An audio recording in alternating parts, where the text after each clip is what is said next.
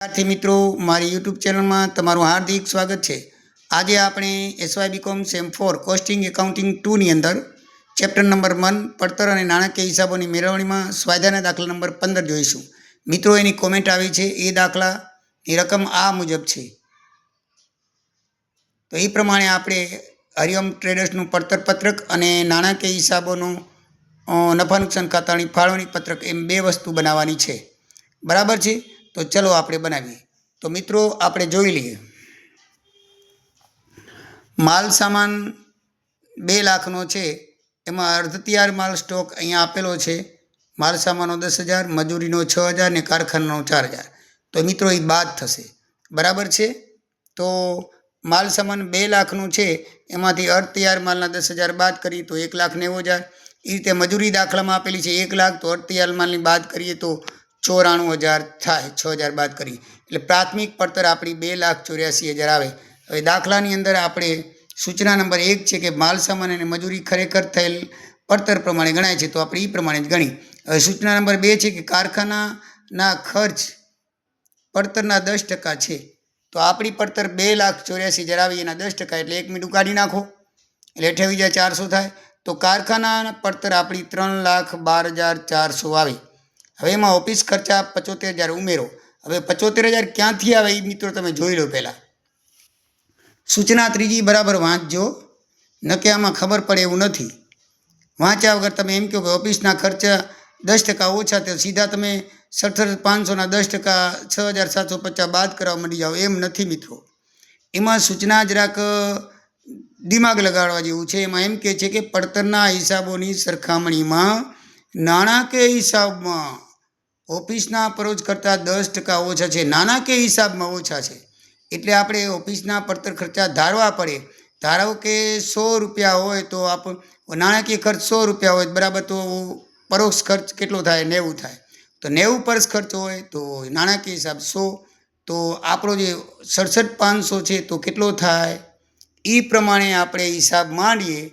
90 रुपया हो तो ऑफिस खर्च 100, 67,500 ऑफिस खर्च, तो 67,500 गुण्या 100 भाग्या 75 भाग्या 90 करिए त्यारे 75,000 आवे। आम ऑफिस खर्च थशे मित्रों। बराबर ध्यान राखजो। एटले पछी 75,000 उमेरीए एटले आपणी उत्पादन પડતર छे ने 3,87,400 आवे। ए 3,87,000 आवे तो आखरनो स्टॉक केम शोधाय तमने खबर छे कि 3,87,000 उत्पादन પડતર गुण्या आपणे વધેલ એકમો। तो વધેલ એકમો કેટલા છે તો દાખલાની અંદર તમે જોઈ લો। દાખલાની અંદર લખેલું છે સ્ટોકમાં 4,000 એકમ છે, એ લખેલું છે, જો આ 4,000 એકમ છે। બરાબર છે। એટલે આપણે આખરનો સ્ટોકમાં આપણે શું કરવું પડશે, આખરનો સ્ટોક એટલે કે ઉત્પાદન પડતર ગુણ્યા આખરનો સ્ટોક ભાગ્યા ઉત્પાદન એકમ 16,000 એકમો છે।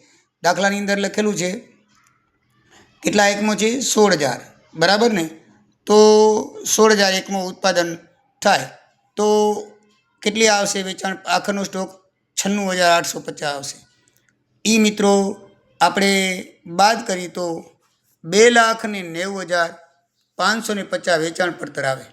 एमां वेचाण खर्चा पाछा उमेरवाना। वेचाण खर्चामां पण मित्रों एवुं छे, जो सूचना एमां 20% वधु छे एटले 100 धारी तो 120 थाय। बराबर छे। एटले आपणे पद मानવું પડે કે 120 तो वेचाण खर्च 100 तो 84,000 કેટલું, દાખલામાં 84,000 આપેલું છે। વેચાણ ખર્ચ કેટલું આપેલું છે 84,000। तो मित्रों वेचाण खर्चा 70,000 आवे। केटला आवे 70,000।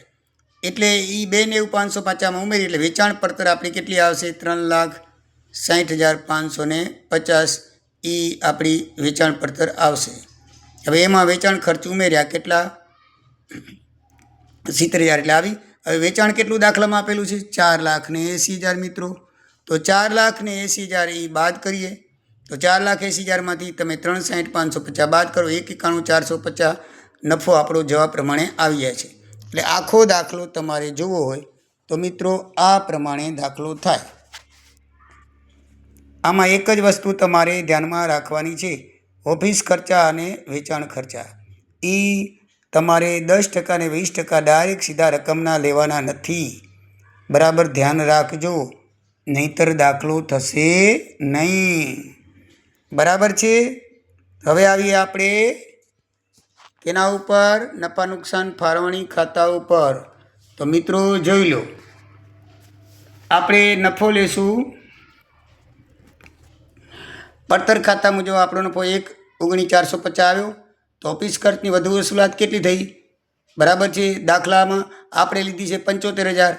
કેટલી લીધી છે? 75,000. બરાબર છે. એરી અને દાખલામાં આપેલી છે કેટલી આપેલી છે? દાખલામાં 67,500. બરાબર છે. તો કેટલો વધારો થયો? 7500નો. પછી મળેલ ડિવિડન્ડ બીજું આવક 4,000 દાખલામાં છે. મળેલ વ્યાજ છે. દાખલાની રકમ જોતા જશો એટલે તમને મળશે કે મળેલ ડિવિડન્ડ 4,000 છે, મળેલ વ્યાજ 6,000 છે. તો એ આપણે શું ઉમેરશું? એ બે રકમ ઉમેરી દઈશું એટલે ટોટલ રકમ 17,500 નફામાં ઉમેરવાની થાય. એટલે 1,36,950 આપણે આવક થાય. હવે એમાંથી બાદ કરવાનું શું આવશે? કારખાનાની ઓછી વસૂલાત. હવે 40,000 કારખાનું હતું, કારખાનાનો ખર્ચો દાખલામાં દીધેલો છે, જોઈ લો કેટલો છે? 40,000 રૂપિયા કારખાના ખર્ચ. એમાંથી એનો આખરનો સ્ટોક બાદ કરો 4,000 રૂપિયા. 40,000માંથી 4,000 બાદ કરી લે 36,000 આપણે ખર્ચ થાય. તો આપણે લીધો છે 28,400. કેટલો લીધો છે? 28,400. તો 28,400 બાદ કરશું એટલે એ વધારો શું થશે? કેટલો થશે? 7600. બરાબર. એવી રીતે વેચાણ ખર્ચની ઓછી વસૂલાત થઈ. આપણે ઓછી વસૂલાત થઈ છે 14,000. તો વેચાણ ખર્ચ કેટલો છે? દાખલાની અંદર આપ્યો છે 84,000. આપણે લીધો 70,000. આપણે કેટલો લીધો મિત્રો? આ રહ્યો 70,000. તો બાદ કરી તો 14,000 વધુ થયા. પછી માંડી વાળેલ પાઘડી 10,000 દાખલામાં આપી છે. ડિબેન્ચર વ્યાજ 16,500 દાખલામાં આપેલું છે. માંડી વાળેલ પાઘડી દાખલામાં આપેલી છે 10,000. 16,500 ડિબેન્ચર વ્યાજ આપવું છે. તો એ પણ એની અંદર પ્લસ થશે, માઇનસ થશે. બરાબર છે. તો એ બધું ભેગું થઈને માઇનસ કરીએ તો અને આખરનો સ્ટોક સાચી રહી જાય છે. તો આખરનો સ્ટોક 96,850 અને દાખલામાં દીધો છે 80,000. કેટલો દીધો છે? 80,000. અને આપણે લીધો છે 96,000. કેટલો લીધો છે? 96,850 આ રહ્યો. બરાબર છે. તો એની બાદ એનો તફાવત કેટલો આવે છે? 16,850. બધું ટોટલ કરી તો 64,950 થાય છે. કેટલું થાય છે? તો 1,36,950માંથી 64,950 બાદ કરો એટલે નફો 72,000 આવે. એટલે આ મુજબ નાણાકીય હિસાબો મુજબ નફો આપણો કેટલો આવશે? 72,000. આની અંદર એક જ વસ્તુ સમજવાની છે. શું સમજવાનું છે? કે કારખાનાના ખર્ચની જ્યારે ઓછી વસૂલાત લેવો ને ત્યારે એમાં 40,000માંથી 4,000 અધમાલતીકાલ બાદ કરવાનું અને પછી 28,400 બાદ કરો તો 7600 આવશે. સીધા 40,000માંથી બાદ કરશો તો આવશે નહીં. તો આ રીતે તમારું નફા નુકસાન ફાળવણી ખાતું બનશે. સમજાઈ ગયું મિત્રો? આવી રીતે બનશે નફા નુકસાન ફાળવણી ખાતું. આ રીતે બનશે. જોઈ લો. બરાબર છે. આડું પણ જોઈ લો.